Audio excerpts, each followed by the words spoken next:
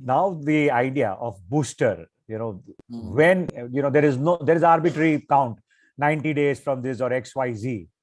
My idea was that when my antibody count goes down is the time I should be taking my booster. What would you throw your light on? Of course. So that makes scientific sense. What do we have in our hand? We need to understand that when would the antibody level start going down? We knew that 6 to 7 months down the track, most of the antibodies disappeared from the vaccine.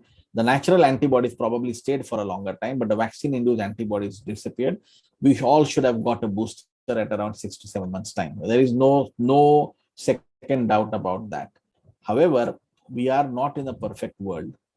We are not in a place where we have a very small population. We have a big population. So various reasons led to booster doses being rolled out in the month of January. Now, yes, since yesterday.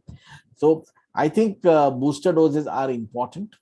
Booster dose should be taken on time, and booster dose is going to bump up our immunity. Again, just because your antibodies are low does not mean that the booster will not boost it up, because your T cell memory is still going to be recognizing some amount of immune response. Your immunity will reset itself and will give you protection. So please go ahead, healthcare workers and the privileged people. We are healthcare workers and the elderly and comorbid people. Please go and take your immunization now. It is the time for you to protect yourself, because very shortly you will have the other people who are in the other age brackets, and other disease processes will also start getting their booster doses rolled out in the coming months.